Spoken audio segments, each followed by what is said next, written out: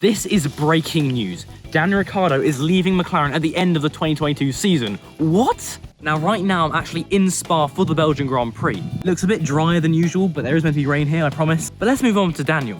Now, obviously, you all know I'm a McLaren fan, so this is pretty heartbreaking. But we knew it was going to happen because his best finish this season's only been 6th. And then obviously Lando's had a podium already. Here is what Daniel has had to say about this matter. I'll be announcing my own future plans in due course, but regardless of what this next chapter brings, I have no regrets and I'm proud of the effort and work I gave McLaren, especially the win in Monza last season. I enjoyed working with everyone at McLaren, both trackside and back in Woking, and will be giving my all on and off track as we enjoy the remainder of the season together. I've never been so motivated to compete and be part of the sport that I love so much and look forward to what comes next. So the question after this is, what happens next? There are obviously a few teams that would love to have a Formula 1 race winner, and the 3 main teams seem to be Williams, Haas and Alpine. This all depends on driver moves, obviously, but Gunther Steiner has said he's added Daniel Ricciardo to a list of drivers that could replace Mick Schumacher if he leaves this season. You see, here's the problem with Daniel moving to Haas.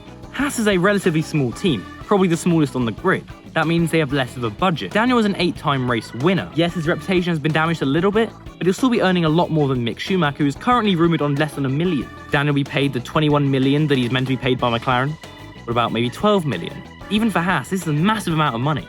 And as I said in my previous video, Mick Schumacher could be going to Alpine. And that's the other thing, Daniel Ricciardo could be moving back to Alpine and Renault. But man, who could have seen this coming? Right now, it's Spa. I mean, everyone saw it coming, what can I say? And here's what McLaren team boss Andrea Seidel has said. I would like to thank Daniel for his dedication and contribution over the last 2 seasons so far. Despite the shared challenges, he's always turned up with a fighting spirit and positivity, and helped the entire team to always keep pushing forward. We will never forget that memorable race win in Monza, which was a great boost for the whole team. We still have an important battle in the Constructors' Championship ahead of us, but the remainder of the season we look forward to battle out with Daniel and Lando. So does this definitely mean that Oscar Piastri is moving to McLaren? I think so. It's just a matter of time, probably by end of this week, that everything will start falling into place. So what's next for the entire grid? Well, obviously Alpine are the next biggest players. There were loads of candidates for that seat, but it looks like maybe Daniel could go there, like I've already said. Mick Schumacher is an option. Pierre Gasly even. This silly season is far from over. And then obviously Giovinazzi's coming to the mix from Formula E. He's looking to make a return to Formula 1. He obviously has 2 FP1 sessions with Haas, one in America and one in Monza. So maybe he's the guy for Haas, who knows? But he's also rumoured that he could be going to Williams next year. And I'd love to see Italian Jesus back on the grid.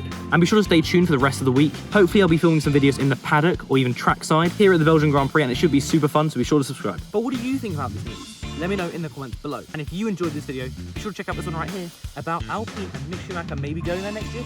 Go on, give it a click. You'll love it. Trust me, right there.